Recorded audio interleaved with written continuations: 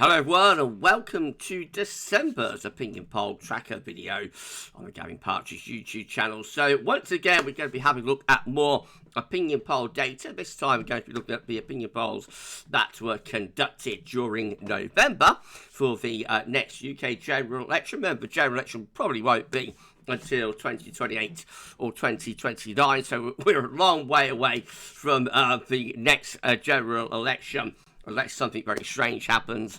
So, very early on in the Parliament, but nevertheless, we still, going to do monthly tracker videos leading up to the general election, whenever that happens to be. So, we're going to have a look at the opinion polls, and we'll have a look at the prediction, the latest prediction from electoral calculus based upon those opinion polls. And for the first time in this Parliament, we're going to show you the YouGov government tracker as well, a government approval, disapproval tracker. So, lots to come, and I should get on board with that for you in a moment. Just to say that if you're enjoying our vlogs on the channel, our opinion polling vlogs, then please do like, share and subscribe, and thank you so much everyone for doing that. Thank you so much everyone. This of course is the last tracker video of the year of 2024, so it'll be interesting to see what the opinion polls are showing. But first of all, we're going to have a look at the prediction from electoral calculus. So 5, 4, 3, 2, 1. Here we go. And that is the latest prediction. We are now into hung Parliament territory. Just a few months into the shelf life of this government. And the latest opinion polls are showing that Labour, at the next election, if those opinion polls were to verify, would be short 15 of an overall majority. So that is down from a much reduced Labour majority of 40 from last month's prediction to now Labour short 15 of an overall majority. A big collapse in Labour support has taken place since the general election in July. This is quite unusual to see such a switch, such a drop in support for a new government so early into the shelf life of a parliament. So we are in somewhat unprecedented times. Anyway, let's start going through the predictions. So these are our party columns just here. And we've got what happened in 2024 just there. And then these columns are the predictive columns. So in the last election, the Conservatives got 24.4% of the vote. Catastrophic result for them. Left them with just 121 seats. Their worst general election result in their 200-plus year history. Now they are on a predicted share of the vote of 26.9%, so basically 27%, giving them a predicted seat share of 207 seats, still very low historically. There's a margin of error as always, so at the low end they could go down as low as 94. At the high end they could be almost getting to majority status. Remember, it's 326 to get overall majority in the UK Parliament. They're on the high end, they're at 324, just a couple short of an overall majority. Labour at the last election got 34.7% of the vote, really quite low for a winning party, but gave them 412 seats due to the catastrophic drop in Conservative support. Now, Labour are on a predicted share of the vote of 27.6%, so that's a very significant drop in support for Labour from where they were just 5 months ago. And that gives them an overall seat prediction of 311 seats. That is 15 short of an overall majority. The margin of errors could take them down as low as 142. Catastrophic result if that was to verify. At the high end, they could still be on 384. Liberal Democrats at the last election got 12.6% of the vote and 72 seats, their best result in history and the best Liberal result since the 1923 general election. Now we see them still around 12% with a central seat prediction of 68 seats. They could be on 84. They could be as low as 38. Reform at the last election got 14.7% of the vote with 5 seats. Now they are on a predicted share of the vote of 19.5%. with a central seat prediction of 12 seats. Big margin for Reform. So at the low end, they could still be on 12 seats, but at the high end, they could be as high as 157 seats, which would be, really quite a spectacular result for them if that was to verify. Greens are, at the last election, were on 6.9%, basically 7% of the vote, with 4 seats. Now they are on a predicted vote share of 8.2%.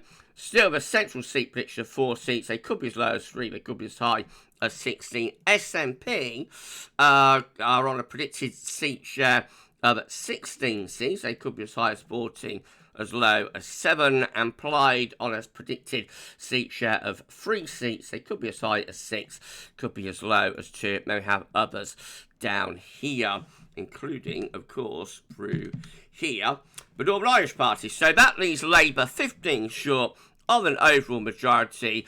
We are into hung Parliament territory, 5 months into the shelf life of this brand new government, which I say is really quite unusual to see such a significant drop in support for the government so soon into the government.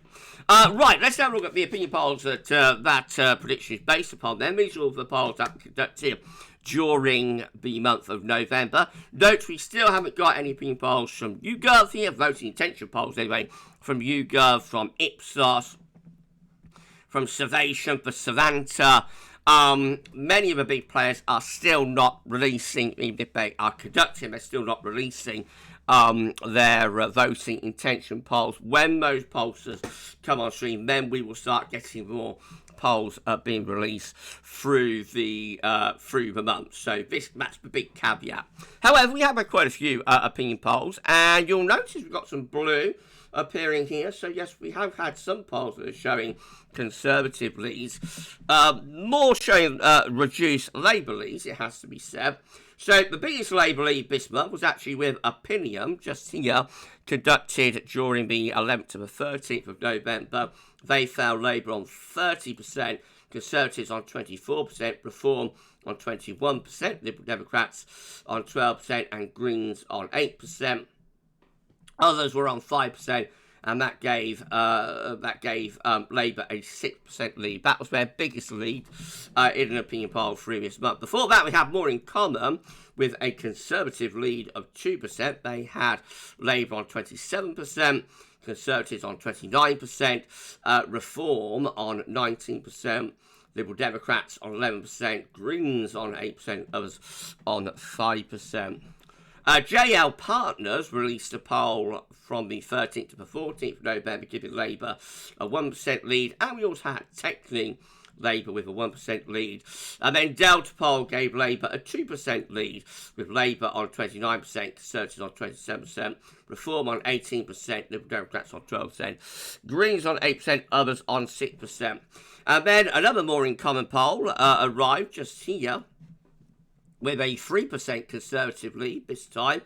Labour down to 25%. That really is very, very poor for a new government. Conservatives on 28% in that poll. Reform on 19%. Liberal Democrats on 13%. Greens on 8%. And quite a high others total on 7%. Overall Conservative lead of 2%. Technically, again, giving Labour 2% lead. Then more in common again, giving the Conservatives another 3% lead. This time they reached 30%, the highest they've been for quite some time, getting into the 30% there. Labour on 27%. BMG Research released a poll giving Labour a 2% lead, Labour 29%, Conservatives 27%. And then we had the first opinion poll that wasn't from More in Common I think, but gives gives Conservatives a 2% lead, I should say. And that was from Find Out Now. And they gave Conservatives, they found Conservatives on 27%, Labour on just 25%. Again, with that Find Out Now poll. Reform on 22%, Liberal Democrats 12%, Greens on 9%, and others on 6%. The final two polls in November gave Labour a lead. So we had Techney again with a 1% Labour lead, 28% Labour, 27% Conservatives. And then Opinium rounded the month off, giving Labour a 4% lead, which had Labour on 29% and the Conservatives on 25%, Reform on 21%. Liberal Democrats, put your teeth in, Gavin, Liberal Democrats on 10% and Greens on 9%. Others in that poll were on 6%. So you see, a few of the opinion polls now starting to show Conservative leads. Other opinion polls have very modest Labour leads. They're more or less neck and neck, I would say, at the moment. The Conservatives, Labour are more or less neck and neck. But this is very early on in the Parliament, so that's the point that, needs to get across here, I think. But for a brand new government to be so low this early on in the Parliament, it would imply that by midterm we are likely to probably see quite a significant Conservative lead. But that will depend on what happens with Reform, I suppose, as well. This will be an overall opinion polling graph. This is how it's looking at the moment from Wikipedia. So Labour still continuing to drop from where they were at the general election, which is just there. They're now down here. Conservatives are right back to falling. The Labour trend line has levelled off a little bit, though, I think, over the last month or so. Conservatives are still continuing to lift up. That's where they was at the general election. That's where they are now. Doesn't look as though we're all that far away from Labour and Conservative crossing over. So we'll wait and see, whether we do get crossover of the Labour and Conservative trend lines into the new year. As far as Reform are concerned, so they started off the Parliament lifting up. They are now levelling off and maybe dropping slightly. Liberal Democrats look like they're pretty flat, and the Greens are pretty flat as well. That is something that we do tend to see with Liberal Democrats and Greens, that they tend to rise during election periods when they're getting more coverage, and they tend to flatten off or fall during, parliamentary periods where they're not getting as much coverage. And for the first time, I can show you government approval as well. First time this Parliament. So whilst YouGov aren't releasing general election voting intention polls at the moment, even if they are conducting them, they're not releasing them for some reason. But they are still doing their government approval tracker. So this is how things are currently looking. And it's not particularly good news for the government, I have to say. So, of course, this is where government disapproval reached its peak just here from 2022 into 2023 and 2024. It's a very, very, very, very unpopular government from around summer 2022 onwards. Before that, the government was unpopular as well, but, there are just degrees of unpopularity. Now, when the government changed, we saw that disapproval line going down here. So there was a big, at the very start of the government, there was a big increase in government approval. So we see the disapproval line going down there, and we see the approval line going there, and almost cross over. We almost get crossover between government approval and disapproval. 9 times out of 10, vast majority of the time, the government is unpopular and people disapprove of it. So that's the kind of thing that we see in the honeymoon period, where approval and disapproval, kind of come together. Sometimes even you might get approval going above the disapproval line at the very start of the government. Well, things have changed quite significantly since that. So now government approval is just here at 19%. Disapproval is around 58% just there Now, the government is not as unpopular as it was during the last stages of the last Conservative government, so that's the first thing to get across. It doesn't look as though the government's unpopularity has reached a point of no return. If we draw a straight line, if we draw a line through here, we can go all the way back to 2011 there, and you see the level of disapproval that the government is at isn't that unusual, really, historically, for for the Parliament, but it is quite unusual for the beginning of a new government. But perhaps a little bit more interestingly is down here that once again we've got the people approving of the government underneath don't knows. So that's something that we saw throughout the final years of the Conservative government, where that grey line was consistently and stubbornly above the green line. So the green line is approval, the grey line is the don't knows. Whenever a government whenever we see the number of people approving of the government being underneath the people who don't know, that's normally quite a bad sign, historically, for the fate of the government. So, it's very, very early days. I doubt the government would be overly worried. I doubt Secure will be overly concerned at this point, because it is very early days in the Parliament. But it's quite unusual what we're seeing here. And so we're just going to have to wait and see how it all plays out. There is still plenty of time for the government to turn this around and become more popular. But of course, there's plenty of time for the government to become even more unpopular. To be this unpopular so early on, again, it does make you wonder what's going to be the scenario around 2027, for example, halfway through the Parliament, when governments tend to reach their nadir in terms of unpopularity. So we'll continue to monitor all of this into 2025, of course. Back to the electoral calculus prediction.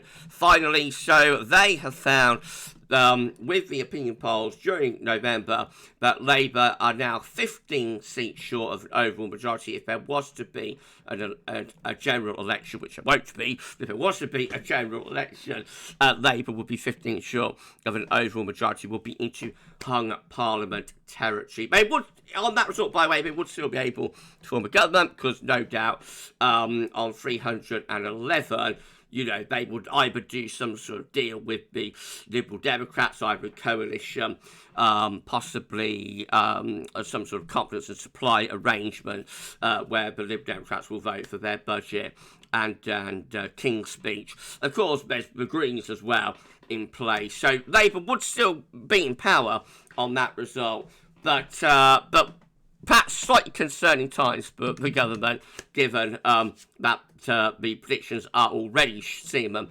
losing their majority just 5 months into the Parliament. Right, well, I hope you enjoyed that, everyone. This, as I say, is the final video, tracker video for 2024. We're going to be back in 2025 with more opinion polling data and predictions from electoral calculus. If you did enjoy the video, please give us a like. Thanks so much, everyone, for doing that.